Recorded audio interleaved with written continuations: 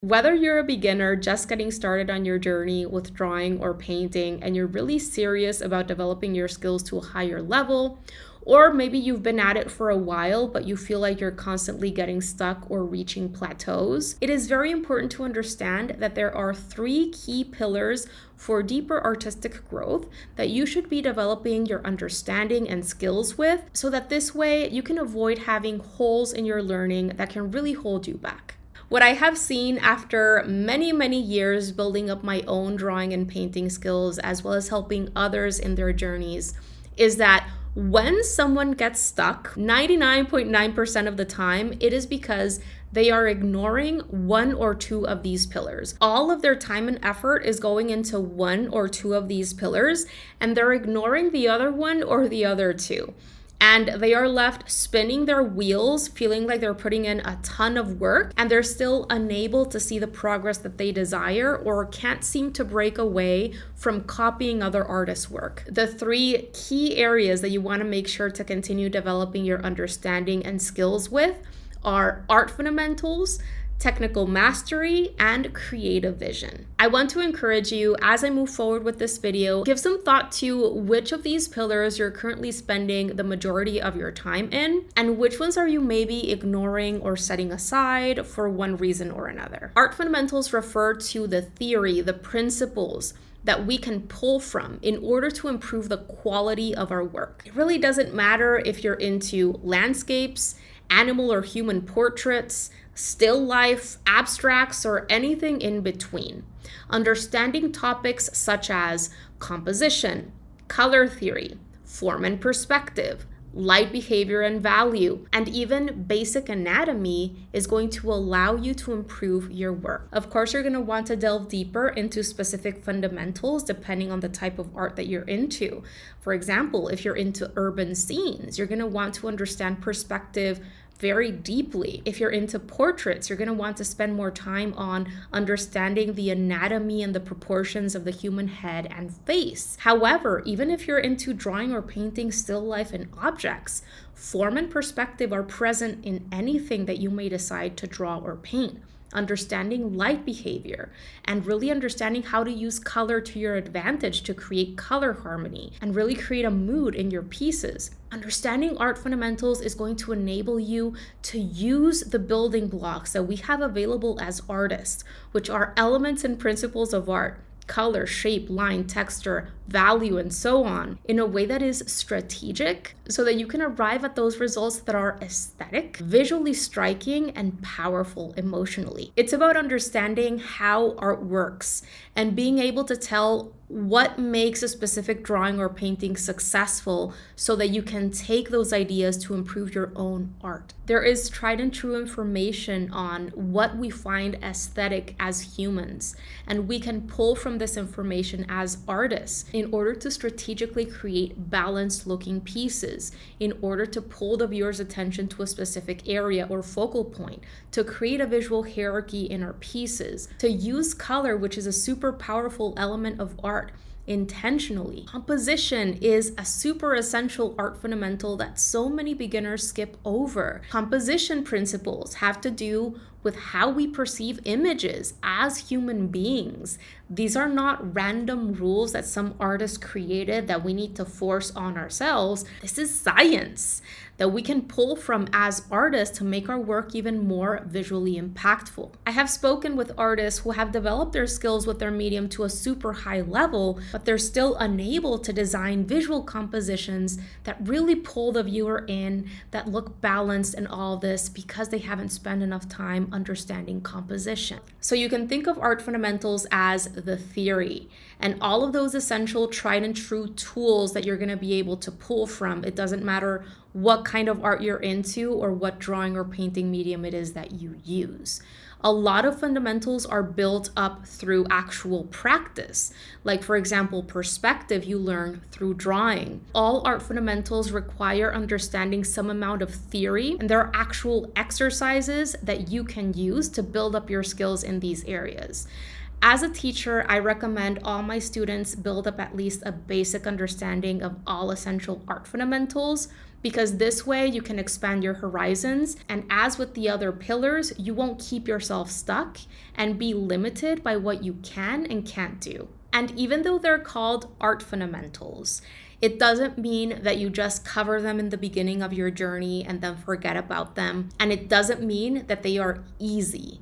Super skilled artists know that all of these topics are essential that you continue learning about and developing your skills with over time as you move forward. When someone has spent time understanding the fundamentals, it clearly shows in their work. And when they haven't, it shows as well. Let's move on to pillar number 2, and this one is technical mastery.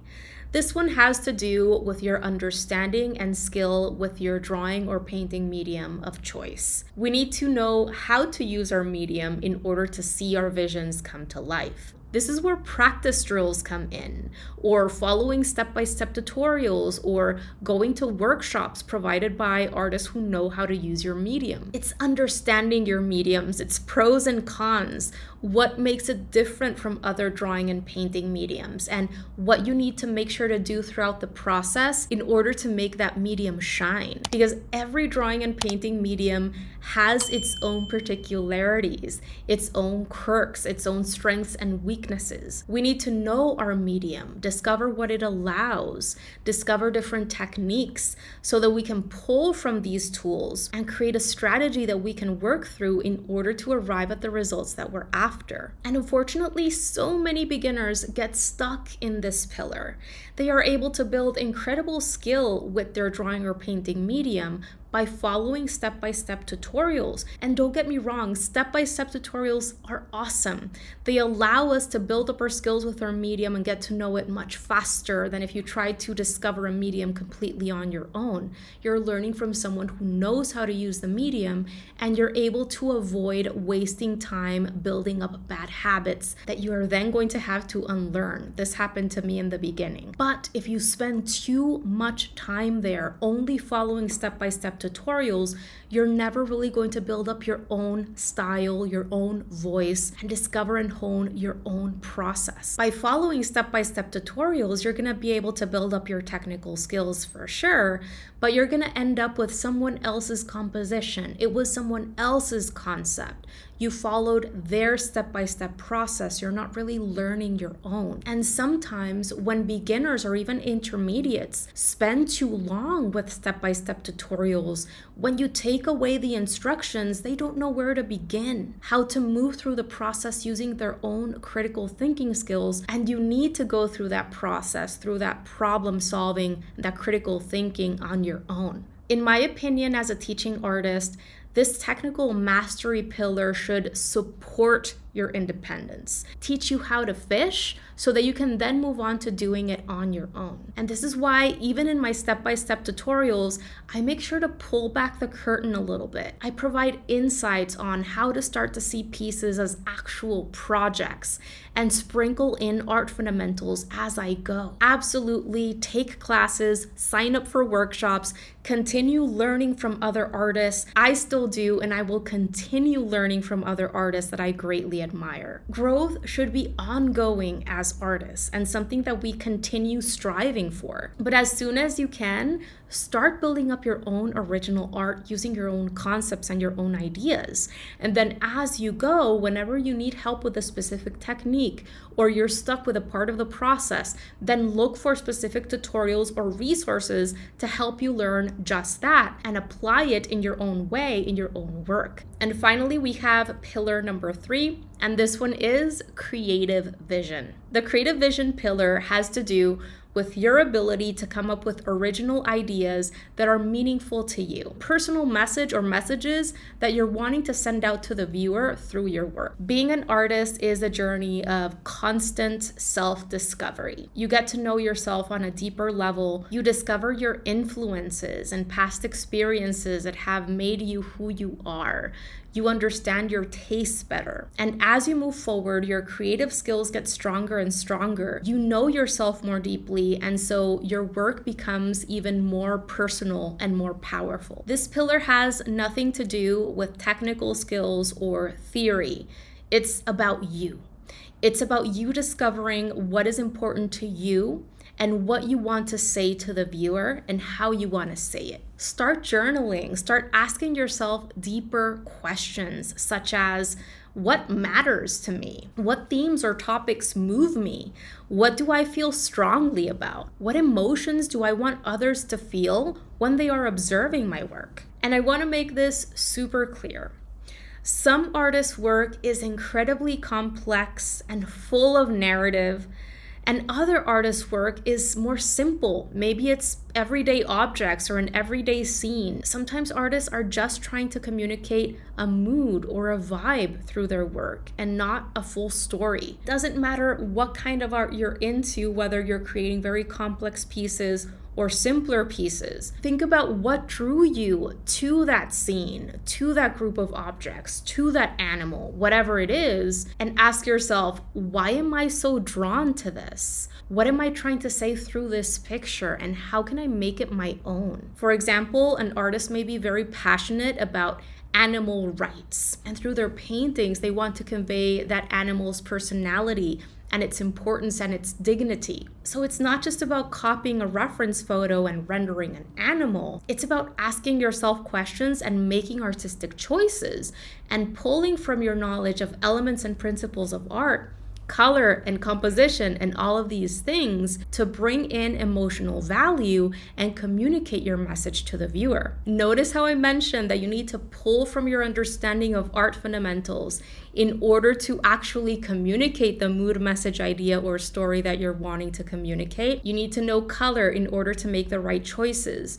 You need to know how to create a heavier visual weight in certain areas, a lesser visual weight in others, in order to pull the viewer's attention to the focal point, maybe the animal's eyes in this case, so that you can make the portrait really powerful and emotional. And simultaneously to having knowledge on art fundamentals, you also need to have technical skills with your medium in order to see that vision come to life. This pillar is just as important as the previous two.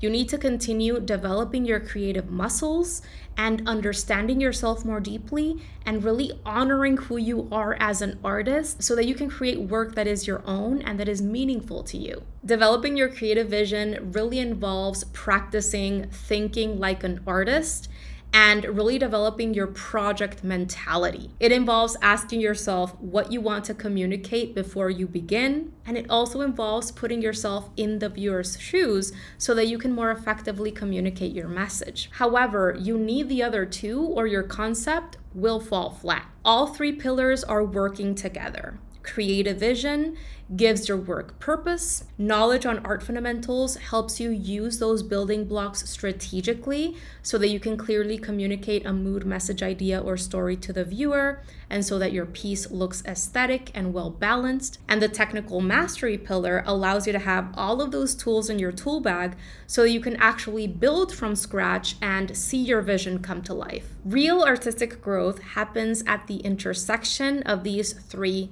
pillars: art fundamentals, technical mastery, and creative vision. And what's super cool is that now that you know these three pillars, it's going to be much easier for you to diagnose what is keeping you stuck and what you need to spend more time on. If you develop high technical skills, but you're still lacking art fundamentals, you're going to end up with drawings or paintings that feel off.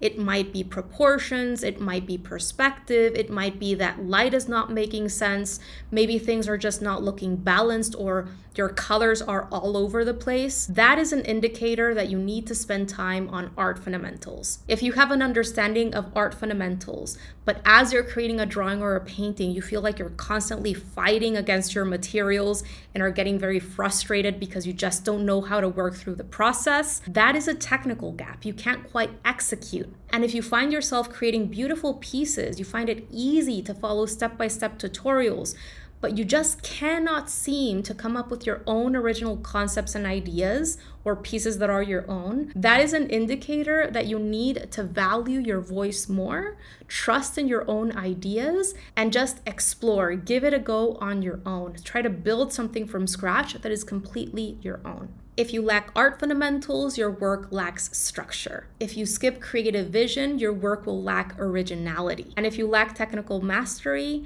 your ideas will never fully materialize. This is why all three pillars are important and why I teach the way that I teach. I want to give my students a solid foundation that they can jump off from, the knowledge that will give them confidence, and the tools that they need to succeed on their own. And you don't always have to be spending the same amount of time on each pillar. As you move forward, you're going to have periods where you are prioritizing one or two of these and the other one kind of takes second seat. That is totally okay and to be expected. The important thing is that over time, you're continuing to work on all three. All right, everyone, that is going to do it for this video. I really hope that it was helpful and that it provided some clarity on how to move forward, especially if you're feeling stuck or overwhelmed. If you have any questions or anything to share, go ahead and leave them in the comments below. I always love hearing from you. Thank you so much for joining me on this one. I wish you a wonderful rest of your day. Enjoy your art practice and see you very, very soon.